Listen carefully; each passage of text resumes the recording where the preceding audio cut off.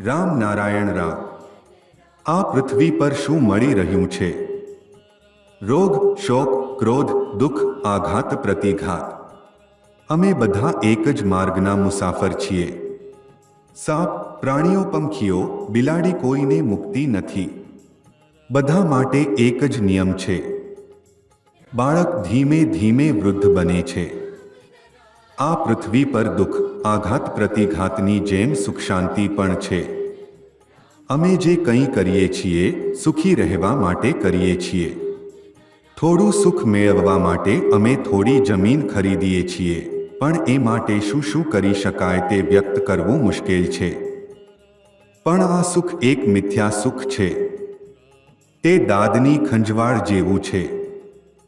રાત્રે જ્યારે દાદની ખંજવાળ શરૂ થાય છે ત્યારે અમે જોરથી ખંજવાળીએ છીએ, જાણે તેનાથી મોટું બીજું કોઈ સુખ નથી।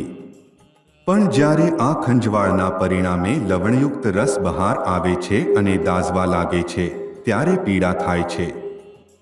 ત્યારે લાગે છે કે ન ખંજવાળવું જ સારું હતું। અહીં જ્યાં પણ સુખની શોધ કરીએ ત્યાં દુઃખ પણ મળે છે। એક છોકરો અચાનક મૃત્યુ પામ્યો। બધાએ વિચાર્યું, એક મરી ગયો તો શું થયું? બીજો તો હજી જીવતો છે।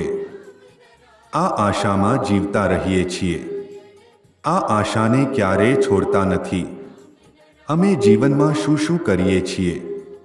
ઘર ખરીદીએ છીએ, કપડાં ખરીદીએ છીએ। જે કોઈ પણ કંઈ કરે તે એમ જ વિચારે છે કે થોડી શાંતિથી જીવી શકાય। શાંતિ શબ્દ શરીરના તમામ અણુઓ અને પરમાણુઓમાં સમાયેલો છે। તેની અંદરથી અનંત મહાશક્તિનો નાદ પ્રગટ થાય છે। પિતા અને પુત્ર બંને પાણીમાં પડી ગયા। પુત્રે પોતાનું જીવન બચાવવા પિતાને દટાવીને પકડી લીધા। તેનું વધુ પકડી રાખતો, પિતા વધુ ડૂબતા। અંતે બંને ડૂબી ગયા। અમે સુખ ઈચ્છીએ છીએ, શાંતિ ઈચ્છીએ છીએ, પણ ઈચ્છાઓનો કોઈ અંત નથી, એ માટે સુખ મળતું નથી। મળતું નથી છતાં પણ આ ઇન્દ્રિયો દ્વારા મેળવવાની આશા રાખીને પ્રયાસો કરતા રહીએ છીએ, પણ કોઈ ફાયદો થતો નથી। આ ખંજવાળનું સુખ છે। આમંત્રણ પર જમવા જઈએ પણ જમવાની ઈચ્છા ન થાય।